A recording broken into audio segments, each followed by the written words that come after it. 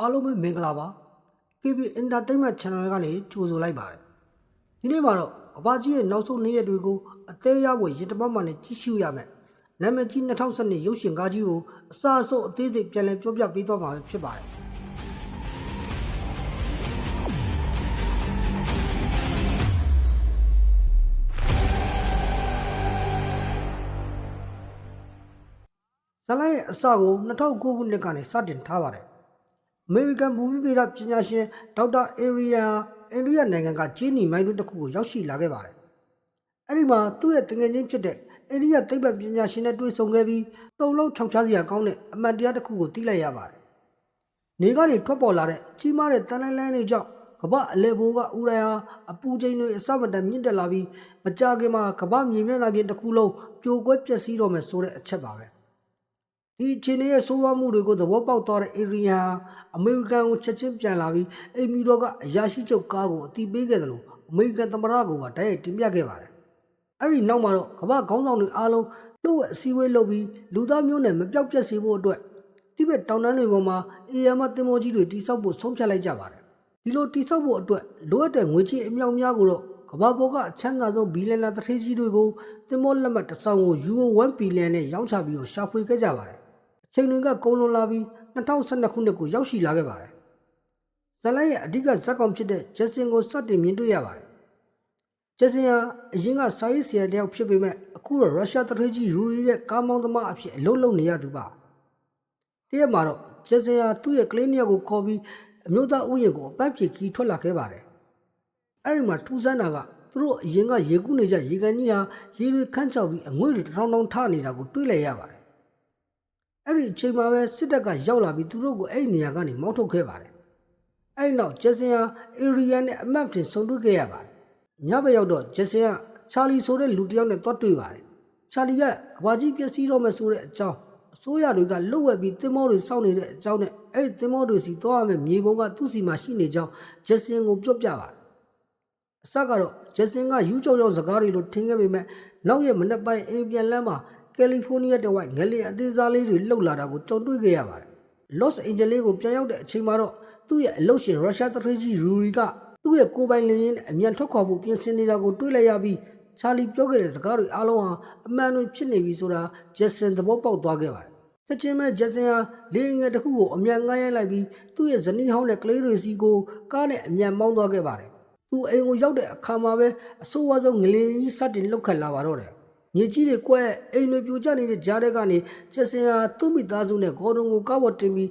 းလေရင်ကွင်းစီကိုအသက်အတန်မောင်းပြေးရပါတယ်။လက်တစ်လျှောက်လုံးမှာအထက်မြင့်အဆောက်အဦတွေပြိုကျကားလမ်းတွေပြတ်တောက်မြေကြီးတွေအကွဲပြီးလူတွေအများကြီးသေဆုံးနေတာကိုရင်တမောက်မှနဲ့မြင်တွေ့ခဲ့ရပါတယ်။နောက်ဆုံးမှာတော့သူတို့လေရင်ကွင်းကိုရောက်သွားပြီးဂေါ်ဒွန်ရဲ့အပျော်တဲ့လေရင်မောင်းတတ်တဲ့ပညာနဲ့လေရင်ကိုမနေ့ပြန်တက်လိုက်ရပါတယ်။သူတို့လေရင်လေးကောင်းကင်ပေါ်ရောက်သွားတဲ့အချိန်မှာပဲ Los Angeles မြို့ကြီးတစ်ခုလုံးဟာမြင့်ကလင်တန်းကြောင့်ကြိုကျပျက်စီးပြီးသမုဒ္ဒရာတွေကိုနစ်မြုပ်သွားပါတော့တယ်။ဂျက်ဆင်တို့အဖွဲ့ဟာအခုဆိုရင်ဘယ်ကိုသွားမှမသိဖြစ်နေပါတယ်။အဲ့ဒီအချိန်မှာဂျက်ဆင်ဟာချာလီစီမှာသင်္ဘောတွေစီကိုသွားမဲ့မြေပုံရှိတဲ့ဆိုတာကိုသတိရသွားပြီး Yellowstone စီကိုဥတီပြန်တန်းခဲ့ပါတယ်။ Yellowstone ကိုရောက်တော့ဂျက်ဆင်ဟာချာလီရဲ့ကားစီကိုပြေးလွှတ်သွားပြီးမြေပုံကိုရှာပါတယ်။အဲ့ဒီအချိန်မှာပဲ Yellowstone မှာရှိတဲ့အေယာမမီးတောင်ကြီးဟာစတင်ပောက်ကွဲပါတော့တယ်။ချာလီကတော့မီးတောင်ပောက်ကွဲတာကိုတောင်ကုန်းပေါ်ကနေရက်ကြည့်နေရင်သေဆုံးသွားခဲ့ပါတယ်။ဂျက်ဆင်ကတော့မြေပုံကိုရတာနဲ့လေရင်စီကိုပြန်ပြေးပြီးမီးတောင်ကနေလွတ်ဆင်လာတဲ့ကြောက်တုံးတွေကြားထဲကနေလေရင်ကိုအသက်အတန်မောင်းနှင်ထွက်ပြေးခဲ့ရပါတယ်။မြေပုံရသင်္ဘောကြီးတွေရှိတဲ့နေရာတရုတ်နိုင်ငံကတိဘက်တောင်တန်းတွေဖြစ်နေတာကြောင့်သူတို့လေရင်ငယ်လေးနဲ့သွားဖို့မဖြစ်နိုင်ပါဘူး။ဒါကြောင့်ပိုကြီးတဲ့လေရင်ကိုရှာဖို့ Las Vegas မြို့ကိုသွားခဲ့ကြပါတယ်။အဲဒီကိုရောက်တော့ရုရှားတထေးရူရီတို့အဖွဲ့နဲ့ပြန်ဆုံပါတယ်။ရူရီမာကအေယာမရုရှားကုန်တင်လေရင်ကြီးရှိနေပေမဲ့လေရင်မှုတယောက်ပဲပါတာကြောင့်ပိုင်းလော့ဖြစ်တဲ့ဂေါ်ဒွန်ရဲ့အကူအညီကိုလိုအပ်နေပါတယ်။ဒါကြောင့်ဂျက်ဆင်တို့မိသားစုနဲ့ရူရီတို့မိသားစုပေါင်းပြီးအဲ့ဒီကုန်တင်လေရင်ကြီးနဲ့တရုတ်နိုင်ငံစီကိုအတူထွက်ခွာခဲ့ကြပါတယ်။အဲ့ဒီအချိန်မှာကမ္ဘာတဝန်းလုံးမှာလည်းဆိုးဝါးလာတဲ့သဘာဝဘေးအန္တရာယ်တွေကြားရောက်နေပါပြီ။ဝါရှင်တန် DC မှာဆိုရင်လည်းငလျင်တွေလှုပ်ဆူနာမီလှိုင်းလုံးကြီးတွေဝင်ရောက်လာတာကြောင့်သမ္မတကြီးအပါအဝင်လူအများပြားသေဆုံးသွားခဲ့ရပါတယ်။သမ္မတကြီးသေဆုံးသွားတဲ့အတွက်အရှာရှိချုပ်ကဟာအမေရိကန်အစိုးရရဲ့အကြီးအကဲဖြစ်လာပြီးသင်္ဘောတွေစီအမြန်ဆုံးသွားဖို့အမိန့်ပေးခဲ့ပါတယ်။ဂျက်ဆင်တို့လိုက်ပါလာတဲ့လေယာဉ်ကြီးဟာစီမလောက်တော့တဲ့အတွက်ကြောင့်ဟာဝိုင်ကျွန်းမှာဆင်းသက်ဖို့ကြိုးစားပေမဲ့ဟာဝိုင်ကျွန်းဟာလည်းမီးတောင်ပေါက်ကွဲပြီးပျက်စီးနေပြီဖြစ်ပါတယ် ဒါကြောင့်ဆက်ပြီးပြန်တန်းလာခဲ့ရကနေနောက်ဆုံးမှာတော့လေယာဉ်အင်ဂျင်တွေရပ်တန့်သွားပြီးတိဘက်တောင်တန်းတွေပေါ်ကိုအရေးပေါ်ထိုးဆင်းခဲ့ရပါတယ်။လေယာဉ်မှုဆာရှာကတော့လေယာဉ်ကိုမနေ့ထရင်ကျန်တဲ့လူတွေအသက်ရှင်အောင်ကယ်တင်ပေးခဲ့ပြီးသူကိုယ်တိုင်ကတော့လေယာဉ်ပြတ်ကျမှုထဲမှာတိတ်ဆုံးသွားခဲ့ပါတယ်။လေယာဉ်ပြတ်ကျတဲ့နေရာကိုတရုတ်စစ်တပ်ကရဲရင်တွေနဲ့ရောက်လာပါတယ်။ဒါပေမဲ့သူတို့ကလက်မှတ်ပါတဲ့ရုရှားတထိန်နဲ့သူသားနှစ်ယောက်ကိုပဲခေါ်သွားပြီးဂျက်ဆင်တို့မိသားစုနဲ့ကြံတဲ့လူတွေကိုတော့ထားခဲ့ပါတယ်။ကံကောင်းထောက်မှသွားတဲ့ဂျက်ဆင်တို့ဟာအဲ့ဒီနားကလမ်းပေါ်မှာတိဘက်ဖုန်ကြီးနီမားနဲ့သွားတွေ့ပါတယ်။နီမားရဲ့အကိုဖြစ်သူတန်စင်ဟာတင်မောကြီးတွေတိဆောက်တဲ့နေရာမှာအလုံးလုံးနေသူဖြစ်ပြီးသူတို့မိသားစုကိုတင်မောပေါ်ခိုးသွင်းပေးဖို့အစီအစဉ်ရှိနေတာပါ။ဒါကြောင့်ဂျက်ဆင်တို့လည်းနီမားတို့နဲ့အတူလိုက်ပါသွားခဲ့ပါတယ်။တင်မောကြီးတွေရှိတဲ့နေရာကိုရောက်တဲ့အခါမှာတော့